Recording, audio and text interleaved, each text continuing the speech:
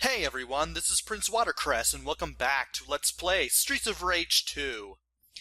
In the last episode, we took on stages 5 and 6, and now we are taking on the last two stages of the game. These are going to be tough, so without further ado, let's get on with this. And here in stage 7, we got a ton of conveyor belts. We got a ton of enemies, a lot of Dalcias and Donovans.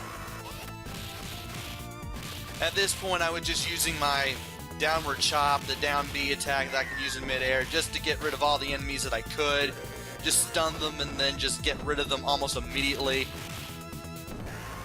And no sooner do we start the stage and go a little bit to the right that we have to deal with another fat guy. Took me a little bit of effort to stun lock this guy in the way that I wanted to. Similarly to how I dealt with some enemies in the original game. But I was able to do it and take this guy out for good.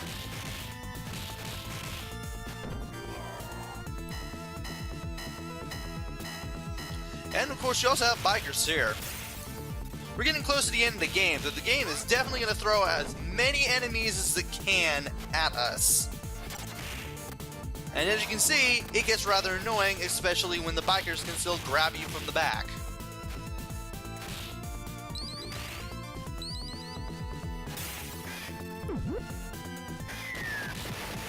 And of course we have these guys throwing bombs at people as well. So, you know, that's not going to be a rather good thing when those guys show up. Thankfully, I had a little bit more patience with these guys than I did in Stage 5. Especially when I took care of enemies as soon as they showed up at this part of the stage.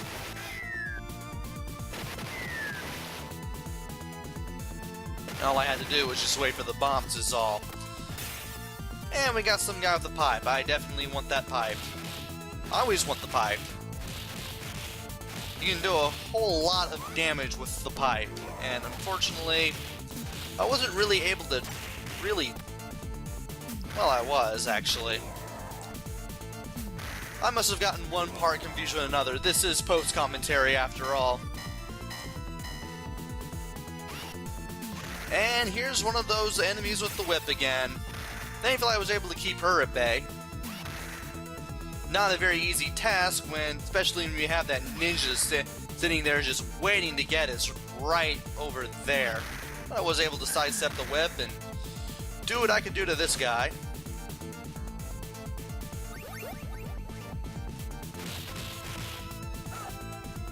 And I almost lost the pipe there, but I was able to get it back. And there's a turkey there in one of the moving cans there if you need it. And you approach this ninja, there will be another woman with a web. And you'll want to take her out as well. Thankfully, I'm able to do a combo with the suplex and then grab the pipe and then hit her with it. And thankfully, it was real easy to keep track of this ninja because of the conveyor belts. And since I was only going to take that pipe with me in the next section, I just went ahead and just grabbed the guy and just threw him backwards. The second section of Stage 7 is even worse than the first one.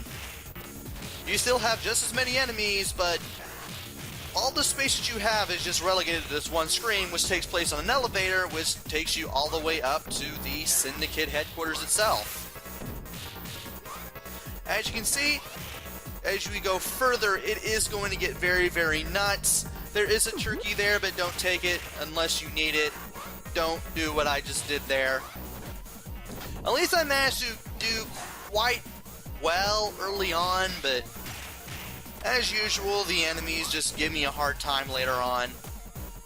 And of course, we have another jetpack guy, but it was a piece of cake to just line myself up with this guy at every opportunity and just hit this guy with the chop while I was jumping in midair just to, you know, get rid of the jetpack guys like I always do.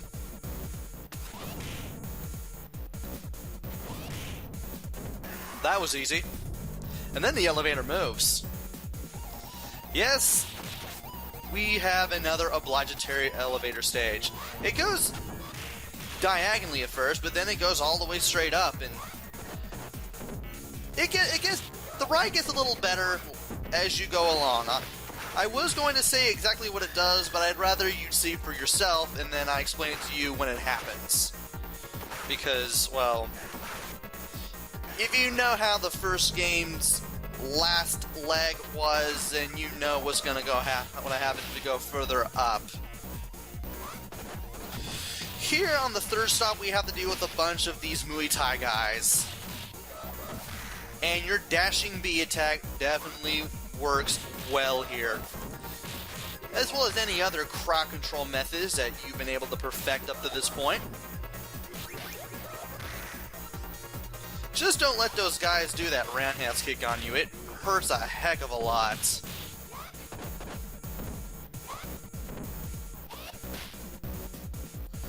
The fact that they're teaming up with the bikers here is even worse because, well, their punches hurt. And of course I was dumb enough to jump towards them, so I pretty much lost a life that I shouldn't have had, but thankfully I'm able to pull through as the game progresses.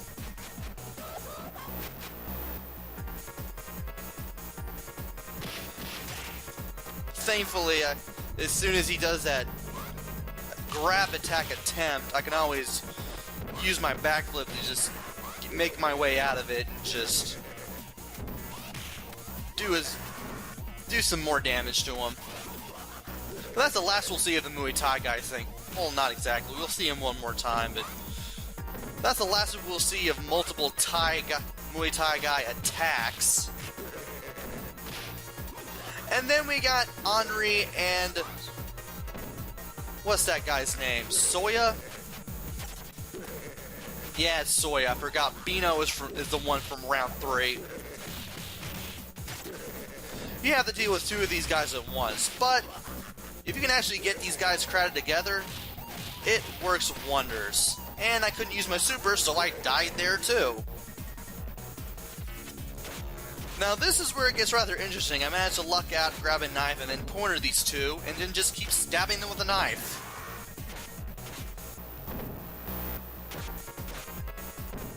There are times when he's invulnerable, but it's easy to figure out exactly when Jack, Bino, and Soya can be hit and when they can't. And we finally made our way to the top. Boss of the stage? These 2 robots, Particle and Molecule. They have some really nasty attacks. For instance, they can actually hit you with a steel metal ball, and you have to wait for it to stop spinning around before you can grab them. They shock you if you hold on to them for too long. They have a laser that it can hit you with from a long distance. Though I didn't get that to happen. I do like the little metal clonk sound that the game makes when you get hit with that ball. And you also want to be careful when you destroy one of these guys because they explode. And I did not see that coming. It was pretty funny though.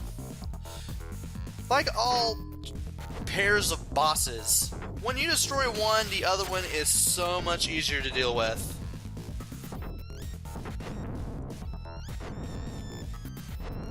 They can also jump a long distance from the background to the foreground, too.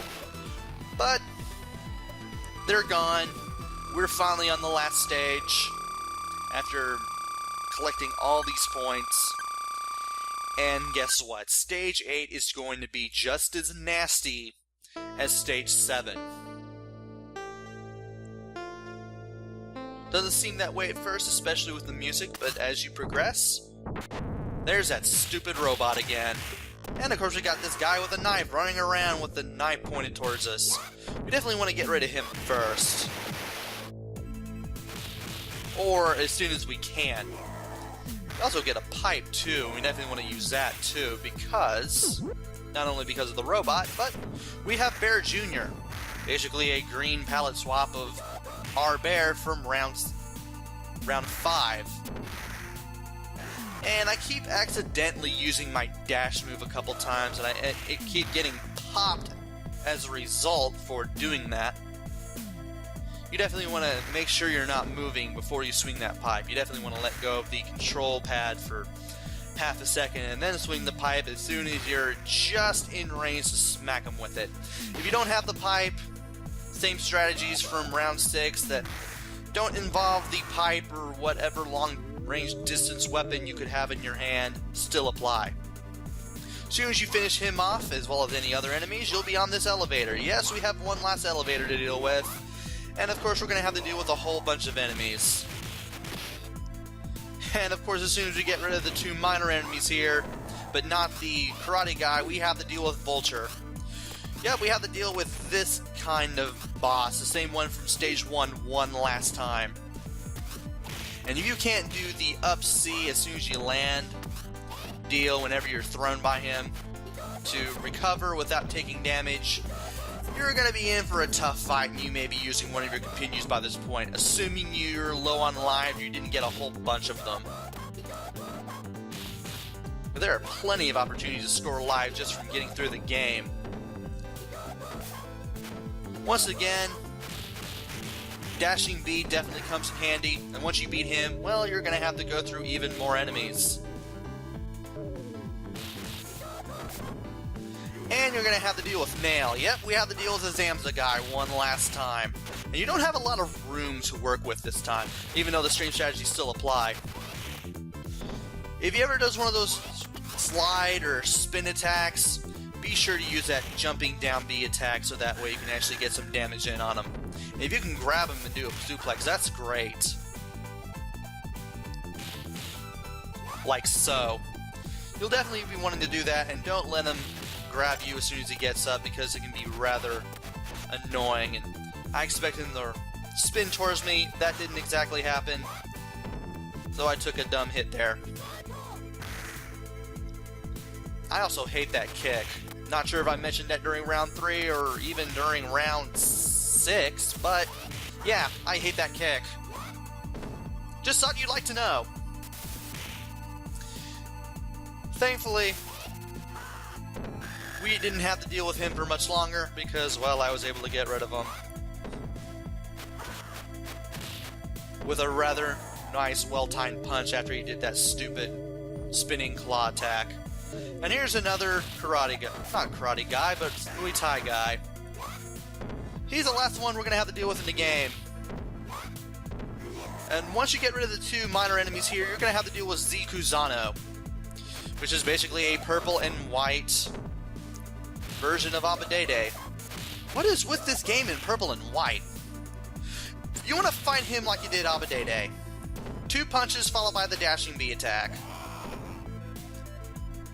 Stay close but not too close.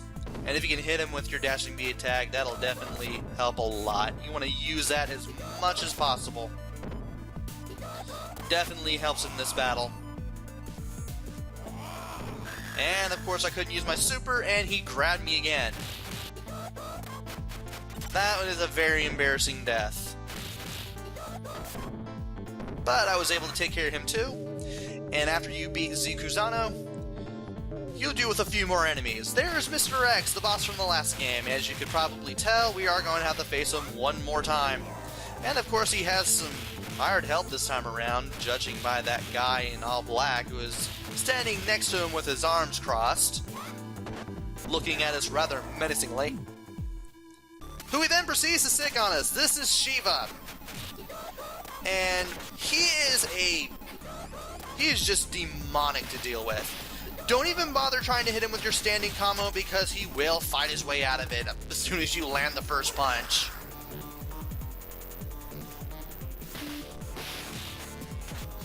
And your best bet is you use your specials, use a bunch of jump kicks whenever possible. If you can actually get the jump on him, and you can actually press A as soon as you get grabbed just to do a super attack to try to do something to him.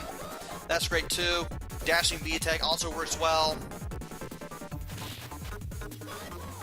Other than that, there's not really much that I can actually say about this fight other than just persevere. Use a continue if you need to.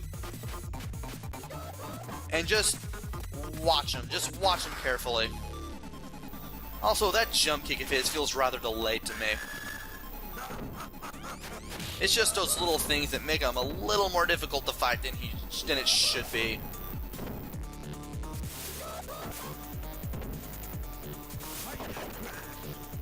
And of course you want to watch out for that final crash attack as well. He'll slide towards you, but then he'll also do a somersault kick right before he comes out of the slide.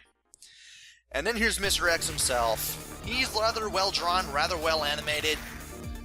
Whoever drew him did a really fantastic job. He looks like a really nice, well-drawn cartoon character from the 90s. And I couldn't do my super there either. You have a lot of goons that he sends at you at your disposal to use at him. And of course, his machine gun attack is just as nasty as ever. And you want to use your Stro to basically get some invisibility frames to get out of it whenever possible. You want to stay on the move, and you definitely don't want to walk into that attack either like I did. I was kind of dumb enough to walk into it multiple times because I thought I could walk past it, but apparently I could not.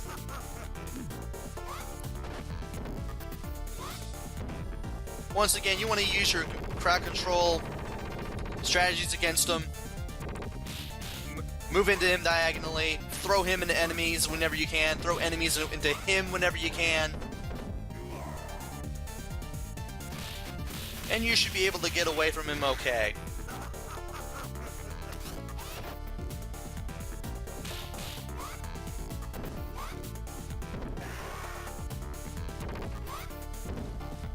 And one more throw.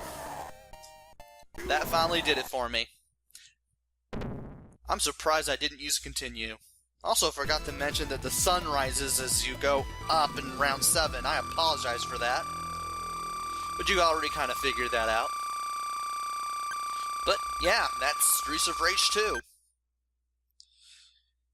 It's much more better looking, much more beautiful sounding, more playable than the original.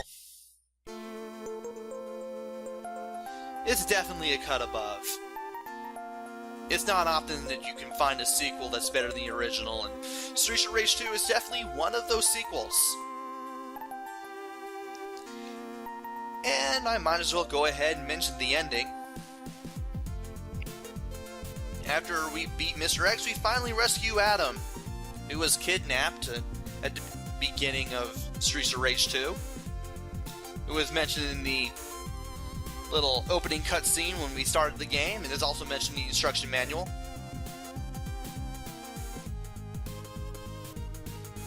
And of course, his kid brother Skate is all too happy to have him back.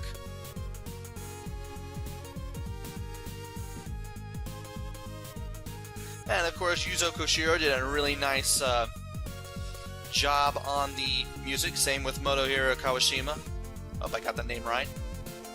I just now caught it as the screen was just fading out there.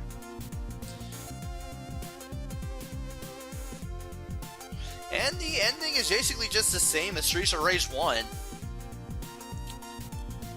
Everyone's safe, everyone's happy to be alive, and happy to beat the Syndicate at their own game once again.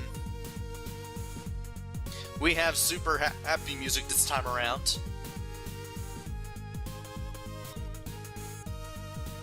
And as soon as they make their way outside, they find out that a helicopter is going to get them off this awful, awful island.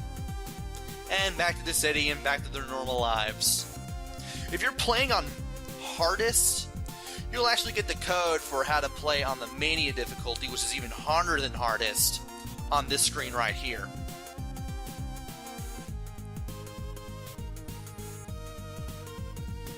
And just like the last game, as soon as this screen fades out, we are back on the high score screen.